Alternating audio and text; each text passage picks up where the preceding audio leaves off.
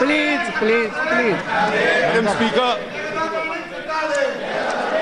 when for the second time the Congress party wanted to raise the issue of Rafale, we had all thought that there is something very significant they have to say. But I must say, after hearing the lead speaker on behalf of the Congress party, we are all utterly disappointed. The country is disappointed because every word he has said is something which is belied in the face of the judgment of the Supreme Court. Normally, as a society where judicial review is the last resort, when the Supreme Court speaks on every issue, that is treated as the last word, except for the jurisdiction of the legislature in some cases.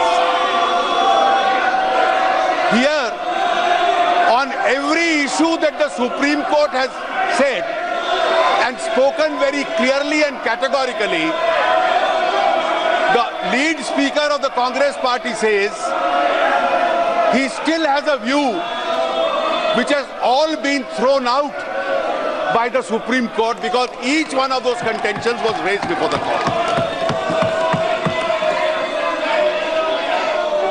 Madam, there are some people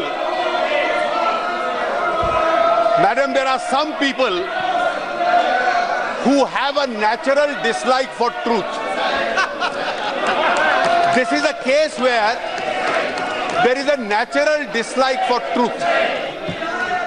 From the first to the last word, every word spoken in the last 6 months on this subject, including in this House, is utterly false. My learned friend who spoke has a legacy. That legacy had manufactured for the late Mr. V.P. Singh's son a foreign bank account in St. Kitts. It was proved to be false. On the last occasion, he manufactured a conversation between himself and the French President Macron. The French government officially denied it.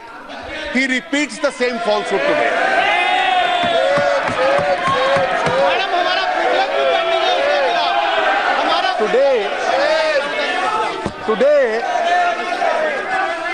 Today, he tried to produce a tape or a document which the rules don't permit. He was too scared to authenticate it because he knows that his party manufactured it.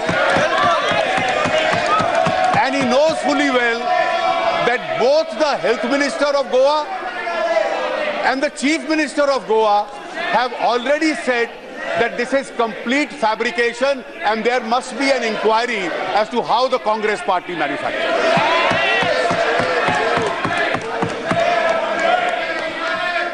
I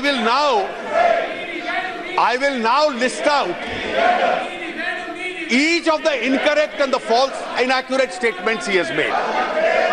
The manner in which he takes liberties for the truth is absolutely unprecedented. He says,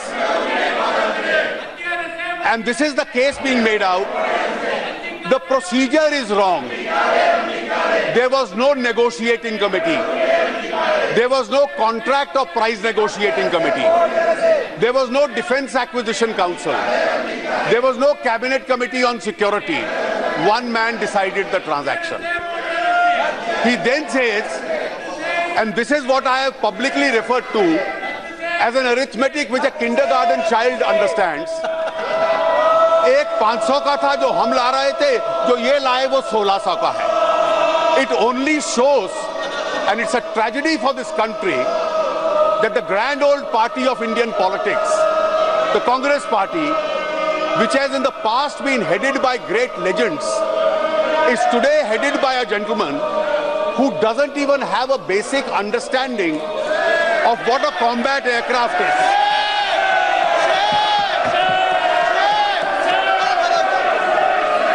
And the reason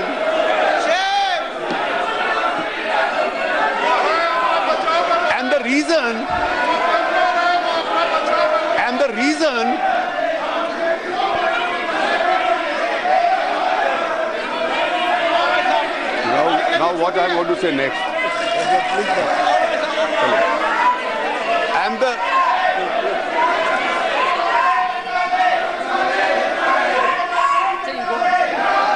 I'm not yielding, madam.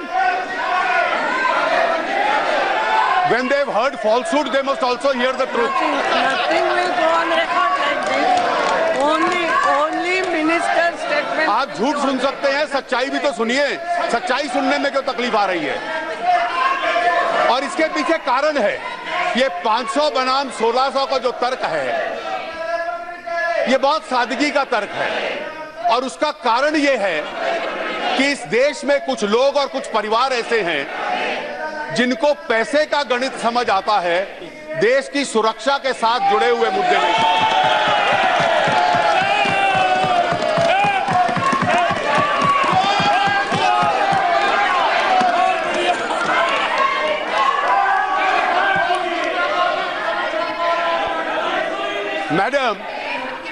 Madam, since my friend laid down a precedent to say that no names can be taken, but abbreviations can be used, when he was a young man, was he playing in the lap of one Q?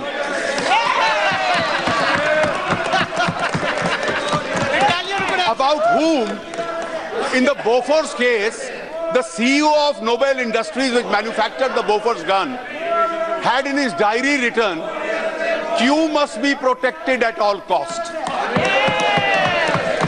And subsequently, the bank account in favor of Q was discovered.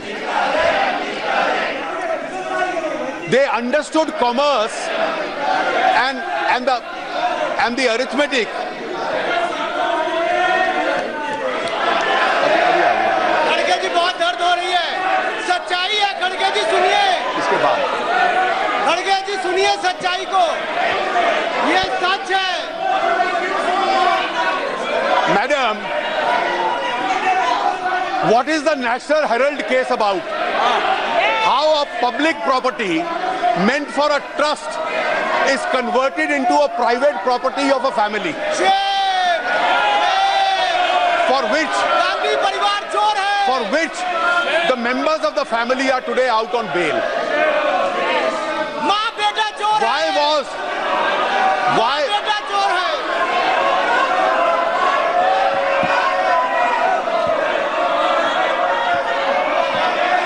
Madam, why was the gentleman in custody today of our investigating agencies sending emails in 2008-2009 when the Augusta Westland deal was being negotiated and referring to Mrs. Gandhi, our Italian lady, son of Italian lady, the son will speak to the mother. Who is this Italian? Why was it happening? अरे कौन है? The reason is that they did not understand. They did not understand national security. They only understand paisa, to use his own word.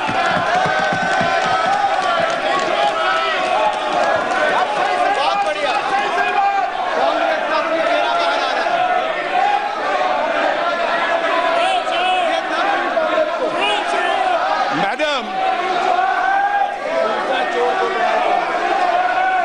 Madam, if there was one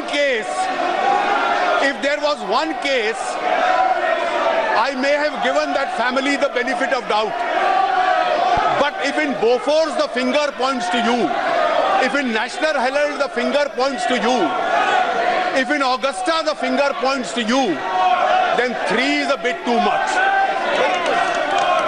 Madam, do we remember when it is 3 times? Madam, when it is 3 times, I am sure Shri Rahul Gandhi in his earlier days was seeing the James Bond films. James Bond had said, if it is once, it's a happenstance, it can happen. If it is twice, it is a coincidence. And if it is thrice, it's a conspiracy. And the conspirators of various defense deals today have the audacity to raise an allegation against others.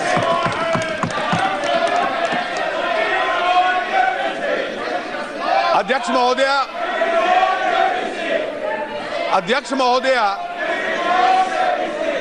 महोदया, ये Rafale का मामला क्या है? Rafale का जहाज किस लिए इस देश को चाहिए था? रफेल किस लिए चाहिए था इस देश को? आपको याद होगा जब कारगिल का युद्ध हुआ तो कारगिल के युद्ध के दौरान हमारी सेना केवल 155 mm बंदूक का इस्तेमाल करती थी पहाड़ की चोटी पे बैठे हुए दुश्मन को। अगर उस वक्त हमारे पास रफाल जैसा medium multi role combat aircraft होता तो 100, 150, 200 किलोमीटर की दूरी से मिसाइल उनको वहां से उड़ा सकते थे।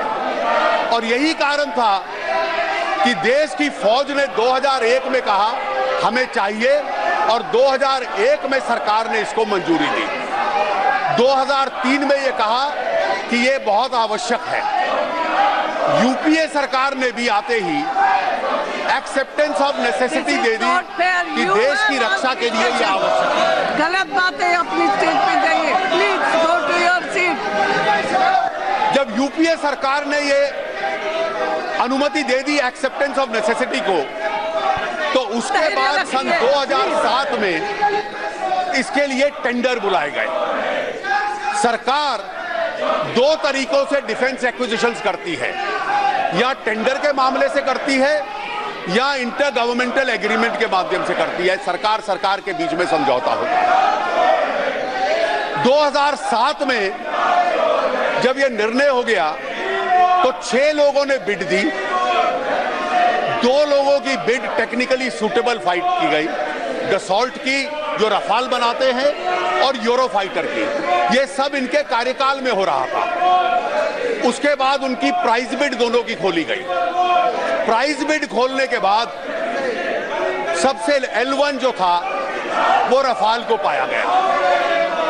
और जितनी भी सरकार की कमेटियां थी, एयरफोर्स थी, सब ने ये कह दिया कि हमें ये रफाल की बंदूक चाहिए, ये जहाज चाहिए जिस पे वेपन लगे हुए हैं। और ये रफाल की एयरक्राफ्ट जो हमें चाहिए, ये 2012 में ये इनकी सरकार के जो रक्षा मंत्री थे उनकी मेज पर गया। Now there is a speciality about the UPA in decision making. The speciality is if the aircraft being selected is not the one whose commerce you have dealt with or understood, then delay the transaction, make it impossible. There were 2 competitors. I've been listening to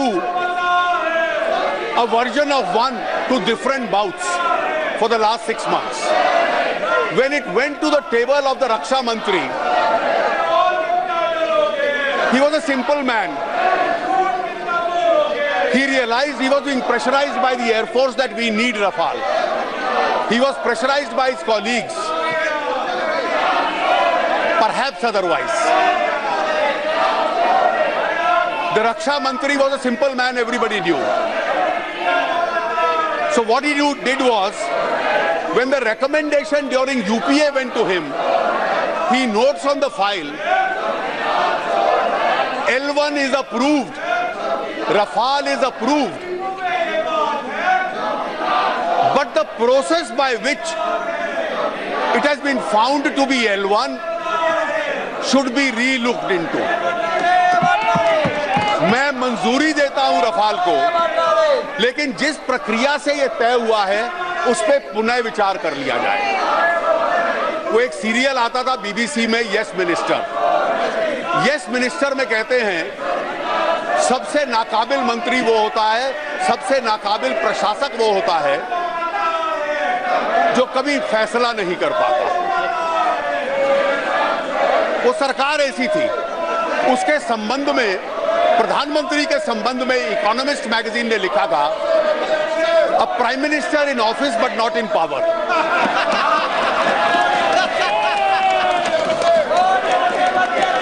और वो रक्षा मंत्री ऐसे थे जिनकी हर noting होती थी on the one hand and on the other hand. एक हाथ सेना की आवश्यकता थी, दूसरा हाथ पार्टी की आवश्यकता थी। और इसलिए राफाल को मंजूरी, बट प्रक्रिया पे पुनः विचार हो।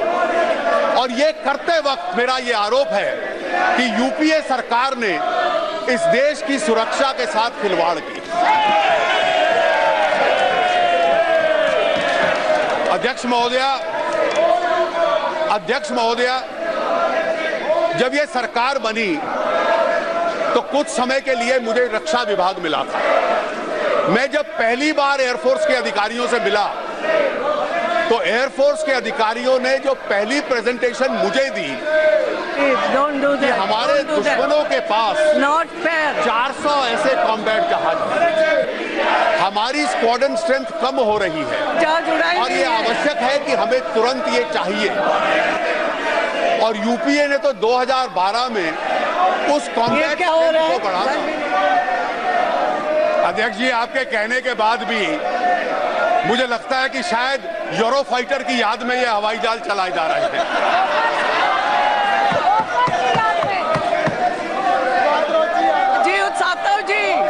Rajiv Satav ji, not proper. No, I am sorry. ये डिस्कशन मांगा क्यों? अगर आपको सुनना नहीं था तो डिस्कशन मांगना नहीं था। अध्यक्ष जी,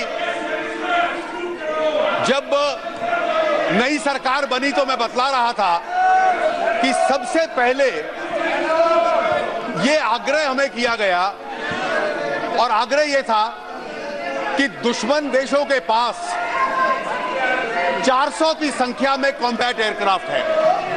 उसके बगैर हम क्या करेंगे? इस जहाज के ऊपर जो वेपन लगता है उसकी कॉम्बैट एबिलिटी, उसकी फायर करने की एबिलिटी एक बहुत डिस्टेंस से होती है। और ये आवश्यकता थी इस देश को। माननीय अध्यक्ष जी, मैं बतला रहा था कि इस देश की एयरफोर्स को ये कॉम्बैट हवाई जहाज की जरूरत क्या थी। हवाई जहाज अपने आप में पर्याप्त नहीं होता। हवाई जहाज केवल एक वाहन है उड़ने का, लेकिन उस पे जो एवियोनिक्स होते हैं, जो उस पे वेपनरी होती है, उससे दुश्मन के मुकाबले में लड़ाई लड़ी जाती है। और इसलिए असली कीमत जो होती है और उसकी असली क्षमता जो होती है, वो जो उसके ऊपर वेपन्स लगे होते हैं उसके आधार पे होती है। मैं अध्यक्ष जी, धन्यवाद।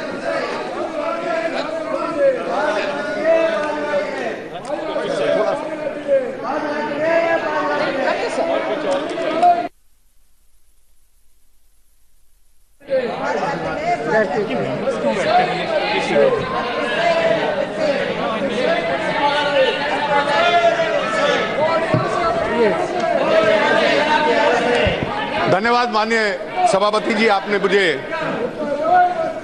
अपनी सीट्स बदलने की अनुमति दी। और इसलिए क्योंकि एयरफोर्स का आग्रह था कि हमारे पड़ोस में जो देश हैं जिनसे हमारे सैनिक संबंध अच्छे नहीं हैं, उनके पास लगभग 400 के करीब कॉम्बैट जहाज हैं। और इसलिए तुरंत हमारी एयरफोर्स को कॉम्बैट एयरक्राफ्ट की जरूरत चाहिए। 2001 में यह प्रक्रिया शुरू हुई थी। और जो लोग नीति निर्माण में हैं, सरकार और शासन चलाने में हैं, सरकारों में हैं, कि उनका दायित्व है कि देश की फौज की भी हम लोग चिंता करें। 2001 से फौज मांग कर रही थी और 2012 में मंत्री जी लिखते हैं कि मैं रफाल को मंजूरी देता हूं, लेकिन जिस प्रक्रिया से यह तय किया है उसके ऊपर पुनः विचार किया जाए। ये 2014 तक कुछ नहीं हुआ। और सरकार बदलने के बाद एक बार फिर इस देश की वायुसेना ने इस आग्रह को देश के सामने रखा। यह आग्रह था कि तुरंत इसको लाया जाए। इन सब बैठकों के बाद जब 2015 में प्रधानमंत्री जी गए और मैं जो राहुल जी ने विषय उठाए हैं अब उसके उत्तर पे आता हूं, और मैं चाहूंगा कि मेरे कांग्रेस के मित्र भी, ये देश की सुरक्षा का मामला है, इसलिए गंभीरता के साथ इन विषयों को समझ लें। प्रधानमंत्री जी का जो प्रेसिडेंट हॉलैंड के साथ बैठक हुई और उसमें जो प्रेस स्टेटमेंट जारी हुआ, उस प्रेस स्टेटमेंट में था कि हम लोग राफेल इंटर गवर्नमेंटल एग्रीमेंट के तहत खरीदेंगे on terms and condition which are better than what was offered earlier. जो यूपीए के जमाने में टर्म और कंडीशन थी, उससे बेहतर टर्म और कंडीशन पे करेंगे। यह कहा गया कि प्रोसेस क्या था।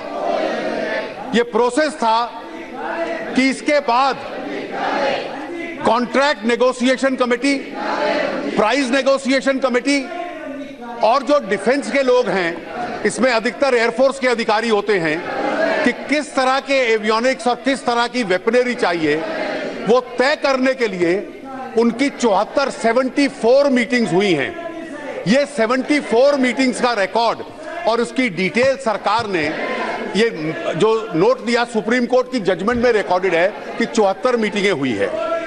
इन 74 मीटिंग्स के बाद जब समझौता फाइनलाइज हो गया तो वो डिफेंस एक्विजिशन काउंसिल में जाता है, रक्षा मंत्री के पास जाता है और मंजूरी देने से पहले कैबिनेट कमेटी ऑन सिक्योरिटी पे आता है। सारी प्रक्रिया पारित होने के बाद सरकार 2016 में डसॉल्ट के साथ अपना समझौता तय करती है। इस प्रोसेस पे सुप्रीम कोर्ट क्या कहता है? किसी माननीय सदस्य के पास यह अधिकार नहीं है कि यहां खड़ा होकर कहे कि सुप्रीम कोर्ट का फैसला गलत है। सुप्रीम कोर्ट का फैसला मेरे हाथ में है। प्रोसेस पे सुप्रीम कोर्ट कहता है हमने प्रोसेस एग्जामिन कर लिया है, हम सेटिस्फाइड हैं कि सारा प्रोसेस पूरी तरह से उसका पालन हुआ। दूसरा विषय, और मैं एक बार समझा दूं कि कृपया करके अपने दल की और उस दल के राष्ट्रीय अध्यक्ष में जिस पद पे हैं उसकी प्रतिष्ठा और गरिमा को मद्देनजर रखिए। ये 500 और 1600 की तुलना क्या है? ये दाम नहीं थे। दाम कैसे दिए जाते हैं? एक दाम होता है बेयर एयरक्राफ्ट का। एयरक्राफ्ट जो मैंने कहा केवल फ्लाइंग इंस्ट्रूमेंट होता है, वो वेपन नहीं होता। दूसरा दाम होता है वेपनाइज्ड एयरक्राफ्ट का, जिसपे पूरे वेपन फिट होते हैं। 2007 में एक ऑफर आई। वो 2007 की ऑफर में दोनों तरह के दाम थे और रक्षा मंत्री ने ठीक कहा कि बेसिक एयरक्राफ्ट का दाम हमने बता दिया है, लेकिन वेपनाइज्ड का हम दाम बताएंगे तो दुश्मन को भी पता चल जाता है कि आपके पास किस तरह के वेपन हैं, और हम अपने कॉन्ट्रैक्ट का भी उल्लंघन करेंगे। और इसलिए उस कॉन्ट्रैक्ट में केवल एक विषय याद रखा जाए कि प्राइस फर्म नहीं होता। 2007 का भी फर्म नहीं था, उसमें एस्केलेशन क्लॉज था। हर साल इतना दाम बढ़ेगा, वो एस्केलेशन क्लॉज था। उसके बाद जब दोबारा बातचीत हुई तो दोबारा बातचीत के बाद दोबारा से बेसिक एयरक्राफ्ट की कीमत और उसके साथ साथ वेपनरी की कीमत और वेपनाइज्ड एयरक्राफ्ट की कीमत, ये दोनों की दोनों पे सरकार ने तय किया और इस पे समझौता हुआ। मैं बिना इस बात के इसको यकीनन कह सकता हूं, बिना किसी खंडन के डर से, कि बेसिक एयरक्राफ्ट का दाम 2016 की तारीख में यूपीए के दाम से 9% सस्ता था। वेपनाइज्ड एयरक्राफ्ट का दाम यूपीए के दाम से 20% सस्ता था। और कम से कम उस समझौते को एंटनी साहब से आप समझ लेते। यूपीए का जो समझौता था कि जब आप कॉन्ट्रैक्ट पे हस्ताक्षर करोगे तो 11 साल लगेंगे सप्लाई करने में।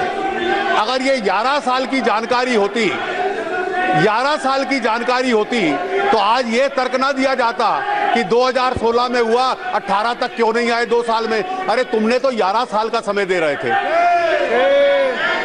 और ये जो मैं कह रहा हूं 9% और 20%, ये केवल पहले जहाज के बीच का अंतर है। जब दूसरा, चौथा, 8वां और 18वां आएगा तो जो एस्केलेशन क्लॉज आज तय हुआ है वो इनके एस्केलेशन क्लॉज से सस्ता है, तो हर सक्सेसिव जहाज के लिए ये 9 और 20 का जो दाम है ये अपने आप में बढ़ता जाएगा। दाम के ऊपर सुप्रीम कोर्ट क्या कहता है, अगर ये चाहें तो मैं इनको पढ़ के भी बता सकता हूं। सुप्रीम कोर्ट कहता है हमने पहले तय किया कि हम दाम को नहीं देखेंगे, बाद में हम अपनी अंतरात्मा को संतुष्ट करने के लिए, to satisfy the conscious of the court, हमने दाम मांगा। सरकार ने दाम सील्ड कवर में हमें दिया, हमने सील कवर खोल के पढ़ा और पढ़ने के बाद अपनी कॉन्शियस को सेटिस्फाई करने के बाद हमें लगा कि इस केस में हस्तक्षेप करने की हमें कोई आवश्यकता नहीं। सुप्रीम कोर्ट की कॉन्शियस सेटिस्फाई हो गई, लेकिन कांग्रेस पार्टी की चुनावी जरूरत उससे सेटिस्फाई नहीं हुई। अब तीसरे विषय पे आ जाएं।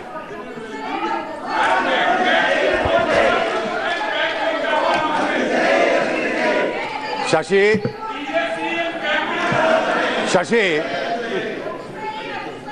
I would expect much better for you, having known you for 45 years.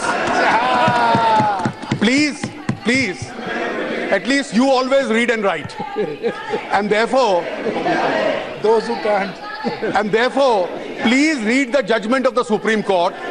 The judgment says, we asked for the price in order to satisfy the conscience of the court.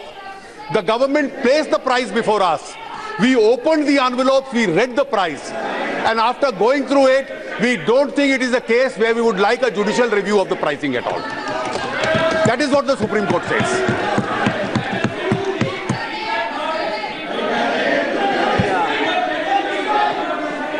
Madam, let me now come. अब मैं आके तीसरे विषय पे भी इनको बतला दूं। तीसरा विषय क्या है? तीसरा विषय क्या है?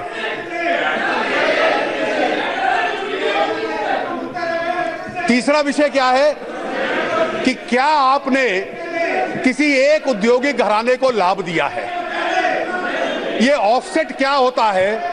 ये मुझे खेद है कि कांग्रेस पार्टी के अध्यक्ष को ऑफसेट की जानकारी नहीं है, ये क्या होता है। और इस पे आंकड़ा देखिए, इस सदन में माननीय अध्यक्षा जी, आप रोज देखते हो एक आंकड़ा लिखा होता है 1,30,000 करोड़। ये 1,30,000 करोड़ की मैन्युफैक्चरिंग क्या हुई?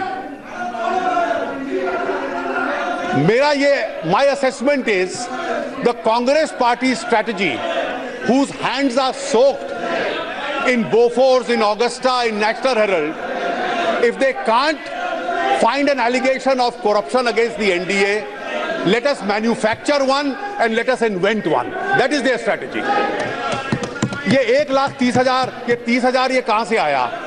ऑफसेट का अर्थ है, और ये यूपीए की पॉलिसी थी 2005 की, और ये नीति ये थी कि अगर हम डिफेंस इक्विपमेंट किसी से विदेशी से खरीदते हैं तो 30% से लेकर 50% तक उसे कहेंगे कि आप कोई सामान हिंदुस्तान में खरीदिए।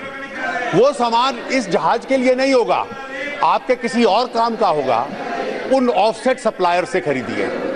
आप उन ऑफसेट सप्लायर्स की वो लिस्ट बनाता है, और जब जब हम खरीदेंगे, पहला जहाज अगर 2019 में आता है तो उस जहाज की कीमत के अनुकूल 30% से लेकर 50% तक का उनको खरीदना पड़ेगा।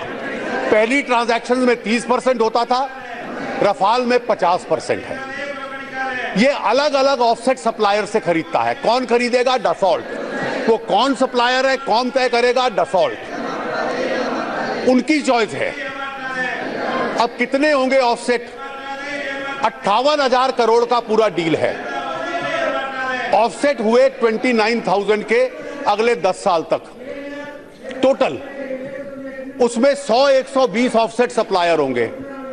जिस कंपनी का नाम लिया गया, डसॉल्ट ने कहा हम उनसे 3 या 4% खरीदेंगे। 3 या 4% बनता है 800 करोड़। उस 800 करोड़ को कह दो वो ऑफसेट सप्लायर है, राहुल जी मानते हैं कि वो रफाल का मैन्युफैक्चरर है। इनका ज्ञान तो एबीसी से शुरू करना पड़ेगा। वो ऑफसेट सप्लायर है। और कितने का?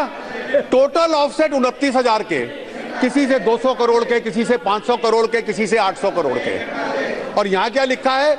1,30,000 करोड़, 30,000 करोड़। ट्रांजैक्शन 58,000 करोड़ का है, ऑफसेट हो गए 1,30,000 करोड़ के।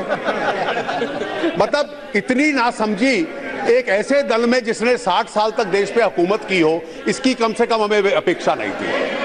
अब यह विषय उठाया गया, इनका अंतिम विषय था, क्या आपने HAL से क्यों नहीं बनवाए? मैं एक सवाल इनसे पूछता हूं। ये तो HAL वाला कॉन्ट्रैक्ट कि 18 वहां से आएंगे और 108 HAL बनाएगी। यूपीए ने वो कॉन्ट्रैक्ट रद्द क्यों कर दिया और वो आगे क्यों नहीं बढ़ाया? हमारी सरकार बाकी का क्या करना है उसके आगे प्रोसीडिंग्स कर रही है। उसके टेंडर आ रहे हैं, कौन किसको जाएंगे वो तय होगा, जो लोकल मैन्युफैक्चरिंग के हो गए। क्या कारण था कि यूपीए के हाथ ठंडे हो गए थे कि हम इसको एग्जीक्यूट करें? और इनके जो मंत्री थे वो लिख रहे थे कि इसको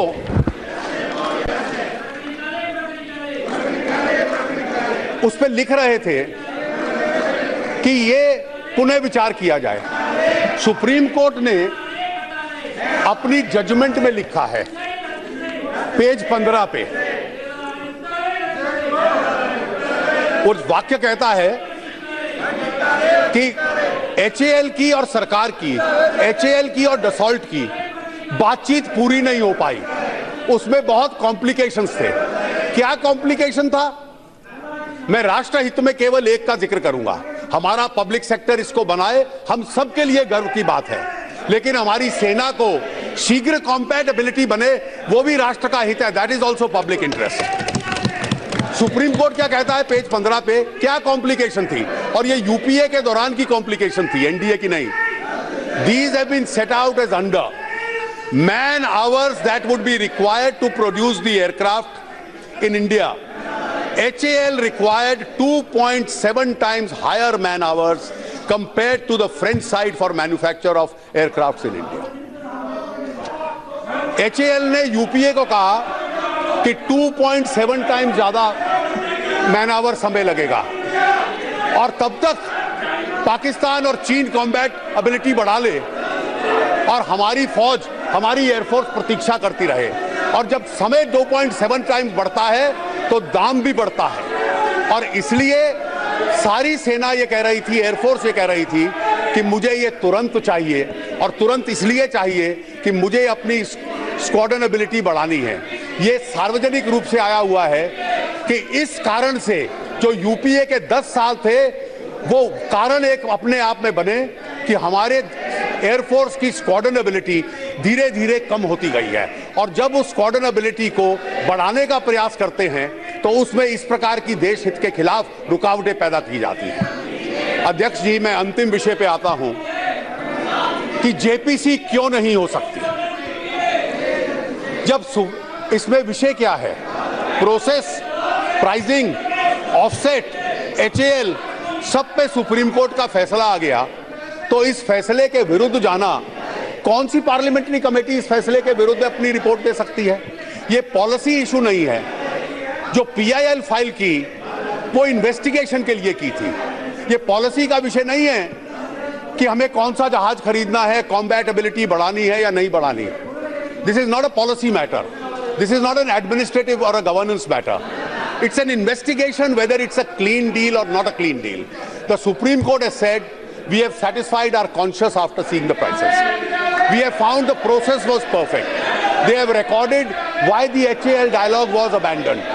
They have recorded that offset suppliers are decided by Dassault. ये सब फैसला करने के बाद जब ये सारे निर्णय हो गए तो उसमें जेपीसी के लिए क्या बना था? मैं केवल आपको एक दुनिया के लोकतंत्रों का एक प्रेसिडेंट बता दूं. जेपीसी सांसद होते हैं, पॉलिसी मैटर में तो हम एक मत के हो सकते हैं, इन्वेस्टिगेटिव मामलों में हम पार्टी लाइन पे बट जाते हैं। जो पार्टीशन बॉडी है वो इन्वेस्टिगेशन नहीं कर सकती। इसका एक उदाहरण याद करिए। मैं फिर एक बार बोफोर्स पे आता हूं। इस संसद ने बोफोर्स के लिए, बोफोर्स की जांच के लिए, कांग्रेस पार्टी पावर में थी, एक शंकरानंद जी की चेयरमैनशिप में जेपीसी बनाई थी। अब तो साबित हो गया कि बोफोर्स में कमीशन मिले, खाते पता चल गए, वो सारे सरकार के रिकॉर्ड पे हैं, सीबीआई के रिकॉर्ड पे हैं, करप्शन हुआ। पर जेपीसी ने क्या कहा था? शंकरानंद जी की जेपीसी ने, these are not kickbacks, these are winding up charges. The JPC whitewashed the whole allegation of corruption. That JPC was a fraud on the parliamentary process. And this JPC is being sought by those who represent the legacy of Bofors to indulge in another fraud. The reason being, because our hands are soaked in corruption, you are a clean government, let me invent an allegation of corruption against you. This has been the entire burden of their song, and therefore there can be no JPC at all in this transaction. Thank you, madam.